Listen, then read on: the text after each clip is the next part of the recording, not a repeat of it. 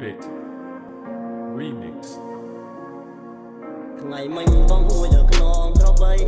កាត់ពីរស់ស្រែស្រីលើដៃសញ្ញាល្ងាចអូនច្រូតកាត់ហើយតាមយាត្រាកំពុងទឹកដែលតែជួបគ្នាក្នុងអមលាក់នំឆ្ងាញ់អងចា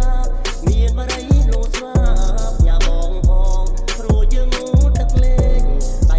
រកគ្នាហើយសាសងថាទៅលេងរំវងយប់នេះខែទៅកន្លះខ្សែបើសូមពុកម៉ែទៅកុំនៅបងអងបងឡើងយកទឹកថ្នោតមួយបងពងញ៉ាអូនញ៉ាំក្នុងពេលលេងរំវង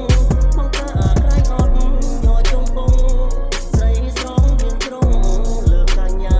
ពុកយើងរំយើងជ្រាបពេលចូលឆ្នាំថ្មីស្រីលុកផ្កាតាមប្រពៃណីខ្មែរថ្ងៃមិញបងហួចលើខ្នងក្របីកាត់វាលស្រែស្រីលើកដៃសញ្ញាល្ងាចអូនច្រូតកាត់ហើយតាមយាត្រាកំពុងទឹកដែលតែជួបគ្នាក្នុងអមលាក់នំឆ្ងាញ់អងចា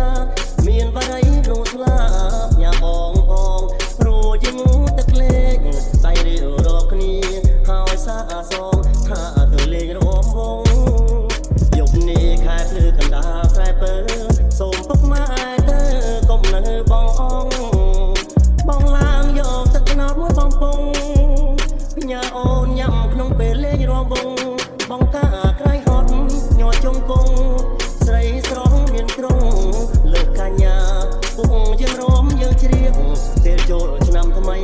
ស្រីលុកផ្កាតាមប្រពៃណីខ្មែរថ្ងៃមិញបងហួចលើខ្នងក្របី